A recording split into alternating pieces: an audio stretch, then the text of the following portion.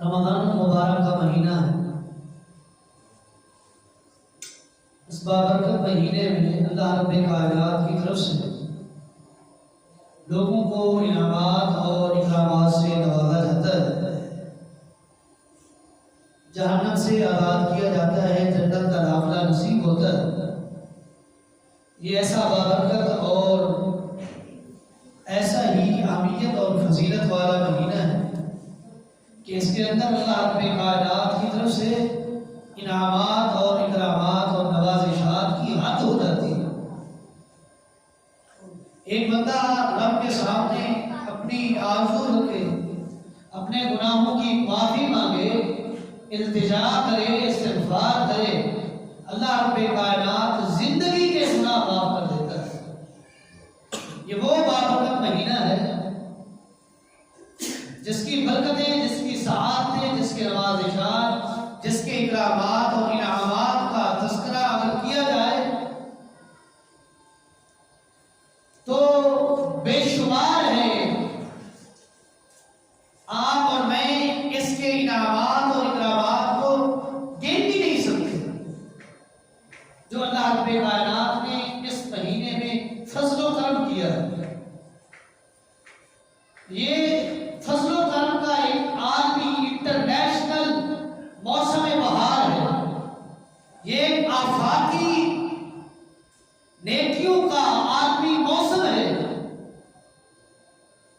کہ ایک نیکی کرو، 10 نہیں 700 گنا بڑھا کر اللہ رب کائنات تیرے اور میرے کھاتے میں لکھوا دیتے۔ یہ وہ بابرکت مہینہ ہے، یہ اس مہینے کی بابرکت ساعات اور بابرکت گھڑیاں ہیں جو ہم سے جدا ہو رہی ہیں۔ ایک ایک کر کے یہ گنتی کے ایام معدودات جن کو اللہ رب کائنات نے قرآن مقدس میں گنتی کے چند دن کہے ہیں، وہ میرے اور آپ کی زندگی سے ختم ہو رہے ہیں۔ صاحب ثروت اور صاحب فضیلت شخص وہ ہوگا کہ جو ان بابرکت لمحات کو اپنے لیے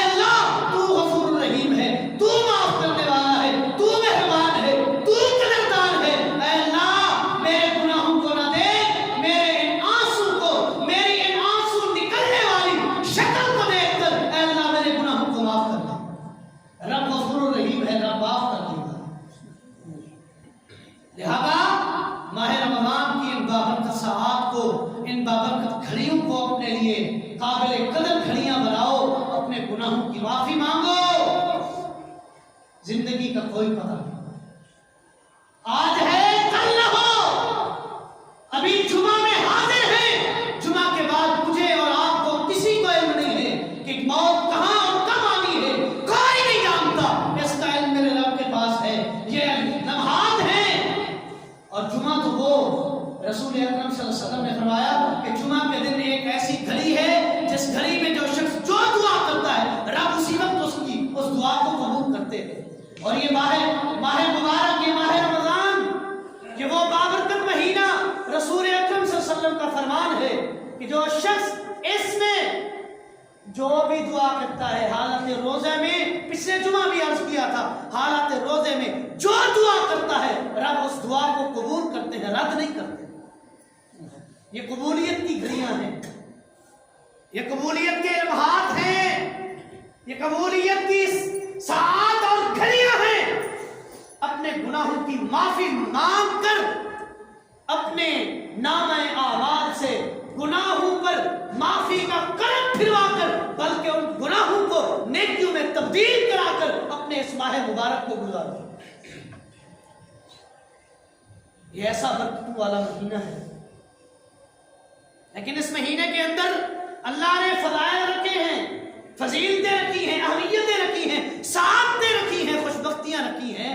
اس کے ساتھ ساتھ اللہ رب کائنات نے اس میں مسائل بھی رکھے ہیں، قیود و حدود بھی رب کائنات کی طرف سے ہیں کہ خالی روزہ رکھ لینا، صبح اٹھ کر سحری کر لینا، شام کو افطاری کر لینا، یہ روزے کا نام نہیں ہے، یہ بھوکا اور پیاسا مرنے کا نام ہے۔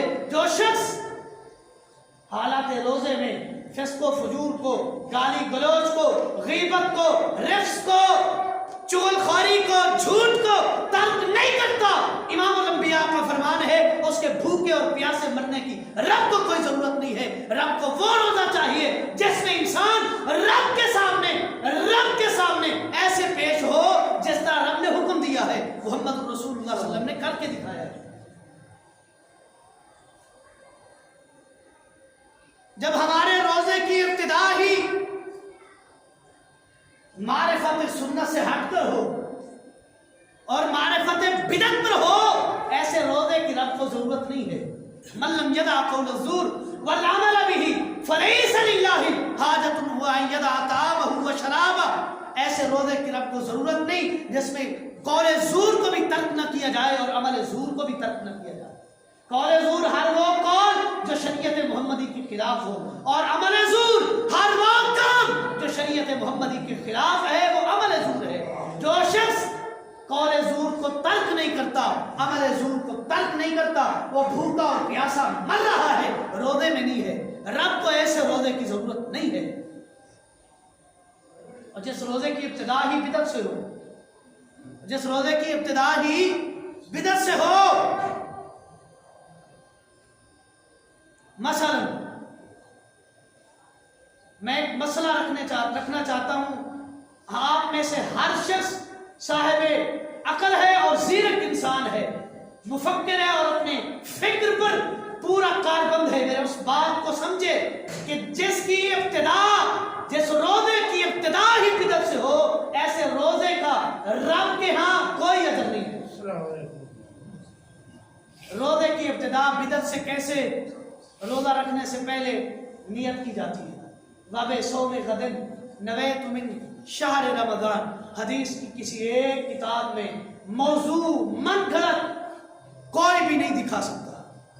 رسول اللہ صلی اللہ علیہ وسلم کی شریعت میں اس طرح کے الفاظ موجود نہیں ہیں کہ رسول اللہ صلی اللہ علیہ وسلم نے اس طرح کی نیت کی ہو، صحابہ کرام نے اس طرح کی نیت کی ہو۔ یہ بات کی ایجاد ہے، یہ بات کی بنائی ہوئی بدعت ہے۔ جو اپنے روزے کی ابتدا ہی بدعت سے کرے، آپ فیصلہ خود کر لیں اس کے روزے کی رب کو ضرورت ہے یا نہیں ہے، خود فیصلہ کریں۔ میرے سمیت ہم میں سے ہر شخص فیصلہ کرنے کی صلاحیت رکھتا ہے۔ جس کے روزے کی ابتدا ہی بدعت سے ہو، اس کے روزے کا اجر رب نے اعلان کیا ہے میں اجر نہیں دوں گا، تو پھر کہاں سے ملے گا؟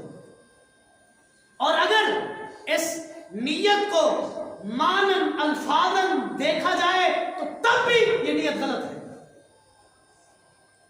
کیسے الفاظ ہیں؟ وَبِ صَوْمِ غَدٍ نَوَیْتُ مِنْ شَهْرِ رَمَضَان، میں آنے والے کل کے روزے کی نیت کر رہا ہوں.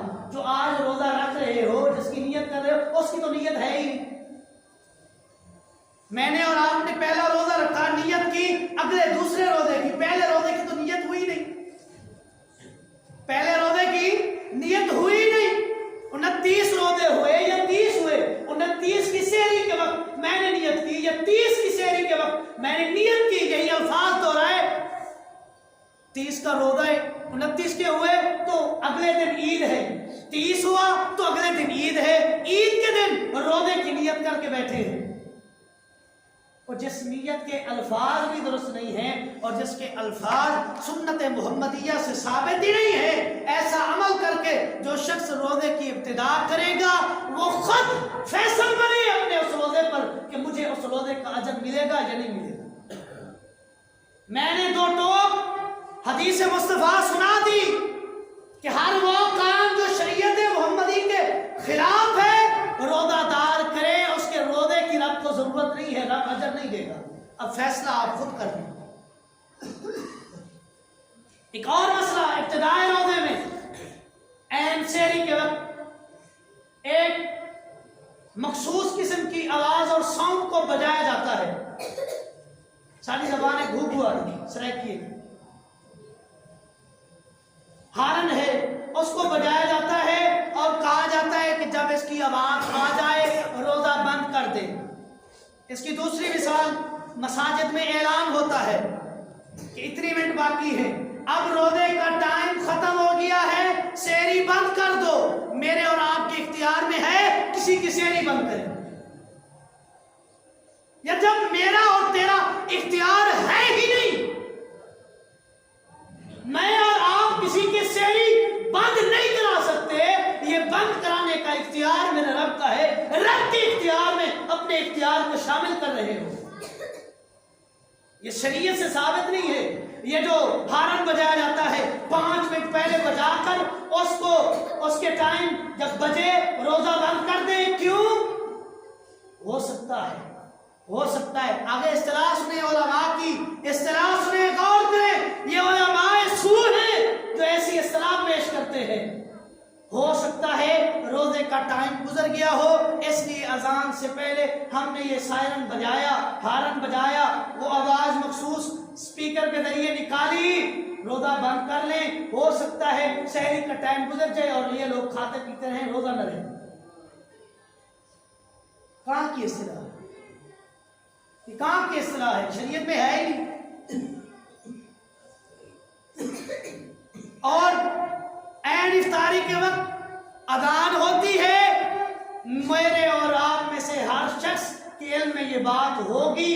افطاری کی اذان ہوتی ہے، کہتے ہیں 5 منٹ انتظار کر لو، بعد میں افطاری کرنا. یہ انتظار کس چیز کی ہے؟ یہ انتظار کس چیز کی ہے؟ یہ جی انتظار ہے.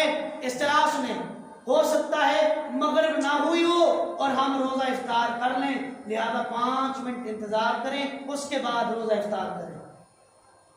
شریعت میں کہاں یہ اصطلاح رکھی ہے کہ احتیاط کریں؟ یہ تو شک ہے نا کہ صبح سحری میں بھی شک، شام کو افطاری کے وقت بھی شک. رسول اللہ صلی اللہ علیہ وسلم کا فرمان کہ جس عبادت کو شک کی بنا پر کیا جائے، شک والی عبادت رب قبول نہیں کرتا. اور تیری سحری بھی شک پہ، تیری افطاری بھی شک پہ، ایسی عبادت کی رب کو ضرورت نہیں ہے. رب کو اس عبادت کی ضرورت ہے جو سنت محمد مصطفیٰ سے مطابق کی جائے، جو شک سے بھی بالا تر ہو اور سنت کے مطابق ہو.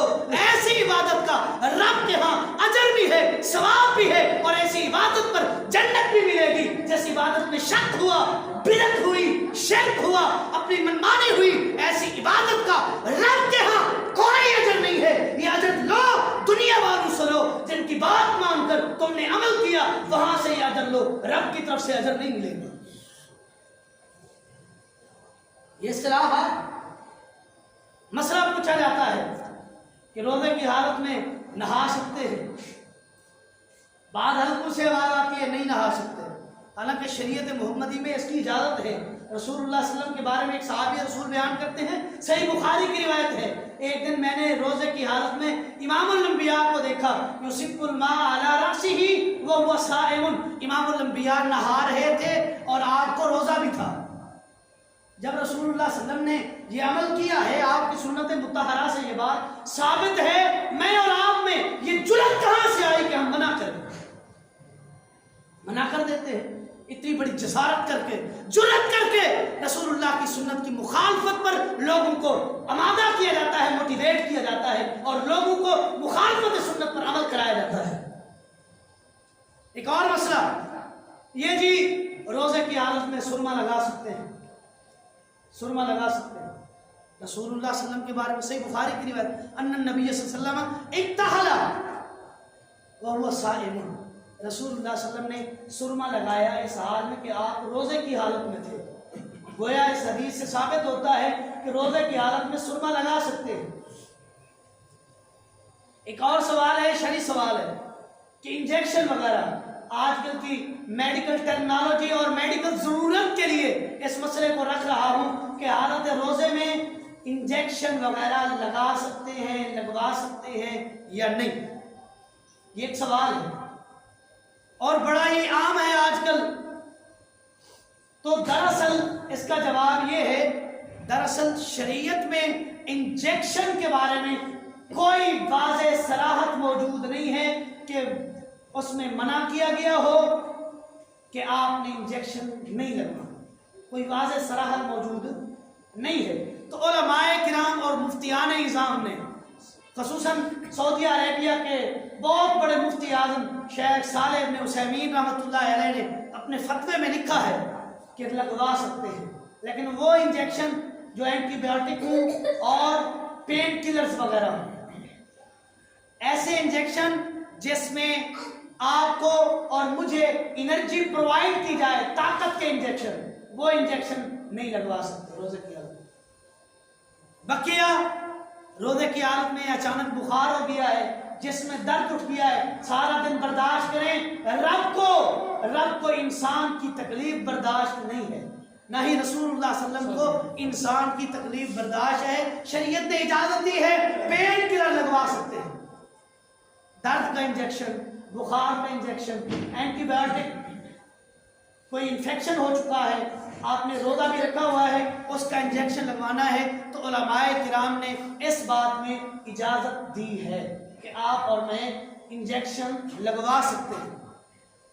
ایک اور ہے سوال بڑا اہم کہ آیا ایک شخص جنبی ہے، حالت جنابت میں ہے، کیا اس کے لیے لازمی ہے کہ پہلے وہ وضو کرے اس کے بعد سحری کرے؟ یہ بات ضروری نہیں ہے۔ سید عائشہ رضی اللہ تعالیٰ عنہا کی روایت صحیح بخاری کے اندر موجود ہے، ریفرنس نوٹ کرتے جائیں، صحیح بخاری کے اندر موجود ہے، وہ فرماتی ہیں کان رسول اللہ صلی اللہ علیہ وسلم اذا جنب، جب آپ علیہ السلام جنبی ہو جاتے ہیں، جب سید عائشہ فرماتی ہیں رسول اللہ صلی اللہ علیہ وسلم بعض اوقات حالت جنابت میں ہوتے تھے تو پہلے سحری کر لیتے، سحری کرنے کے بعد آپ علیہ السلام غسل فرما لیتے تھے۔ تو یہاں اجازت موجود ہے کہ ایک شخص حالت جنابت میں ہے تو اس کے لیے یہ ضروری ہے، اگر سحری کا ٹائم جا رہا ہے، اگر پہلے اٹھ گیا ہے تو غسل کر لے، اگر سحری کا وقت جانے کا خدشہ ہے تو پہلے سحری کر لے، اس کے بعد غسل کر سکتا ہے، شریعت میں اس چیز کی منع نہیں ہے۔ ایک اور سوال ہے کہ ایک شخص روزے کی حالت میں ہے اور احتلام آ گیا، پتہ نہیں سویا ہوا تھا، یہ انسانی فطرت ہے، تو اس کا کیا روزہ ٹوٹ جائے گا یا روزہ باقی رہے گا؟ تو شریعت میں یہ بات موجود ہے کہ اگر کوئی شخص حالت روزے میں ہے اور اس کو احتلام ہو گیا ہے تو اس کا روزہ فاسد نہیں ہوا، کیونکہ شارع علیہ السلام نے، یعنی کہ امام الانبیاء جناب محمد صلی اللہ علیہ وسلم نے اس چیز کو مفسد یعنی فاسد نہیں کہا، کہ یہ احتلام روزے کو فاسد کر دے، توڑ دے، یہ چیز رسول اللہ صلی اللہ علیہ وسلم نے اس میں گنوائی نہیں ہے، لہذا اس چیز کے آنے سے روزہ فاسد نہیں ہوتا۔ ایک اور سوال ہے کہ ایک شخص ہے روزے کی حالت میں ہے، وضو کر رہا ہے یا کہیں گیا ہے، کسی نے دعوت کر دی تو وہ بھول کر اس نے کھانا کھا لیا ہے یا پانی پی لیا ہے، کیا اس کا روزہ باقی رہے گا؟ رسول اللہ صلی اللہ علیہ وسلم نے فرمایا ہے اس شخص کا روزہ بھی باقی ہے، فلا قضا علیہ، اس شخص پر قضا بھی باقی نہیں ہے کہ اس روزے کی قضا دے، نہیں، اس کا روزہ وہ باقی ہے۔ انما رزق رزقہ اللہ، یہ رزق تھا، رب نے اس کو کھلا دیا، رب نے اس کو پلا دیا، رب کی مرضی، رب نے کھلایا ہے، رب نے پلایا ہے، اور رب کی طرف سے اجازت ہے کہ جو شخص بھول کر کھا لے یا پی لے اس کا روزہ باقی ہے، اس کا روزہ ختم نہیں ہوتا، اس پر قضا نہیں ہے۔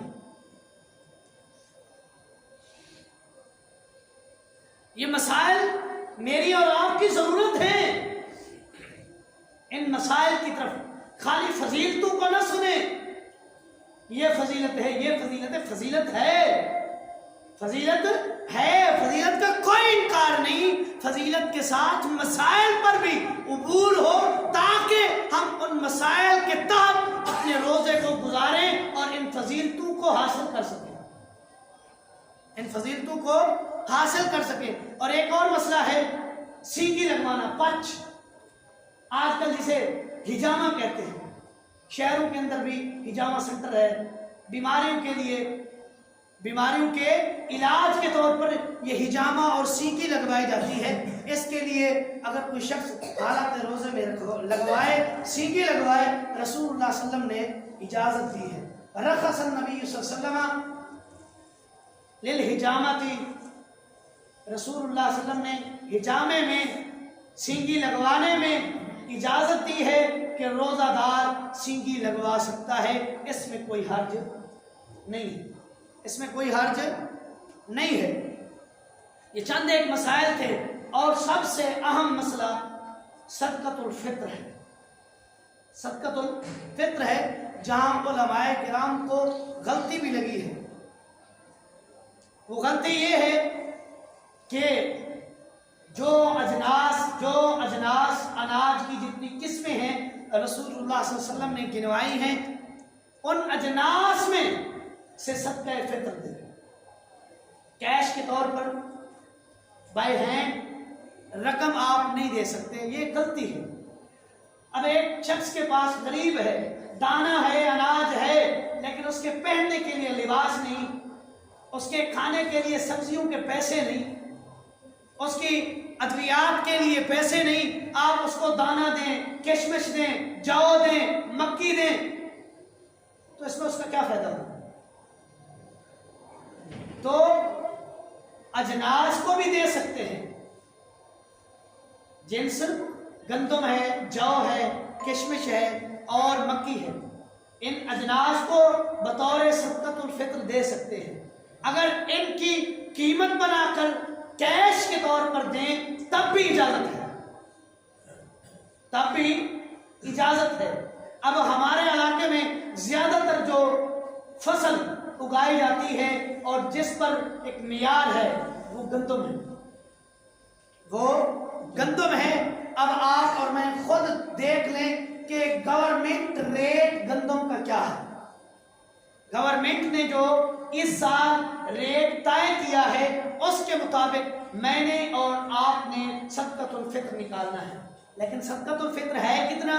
رسول اللہ صلی اللہ علیہ وسلم کی حدیث سے ثابت ہے کہ ایک سا ایک پیمانہ ہے، تولنے کا، پیمائش کا ایک پیمانہ ہے، ایک سا ایک فرد کی طرف سے ہے۔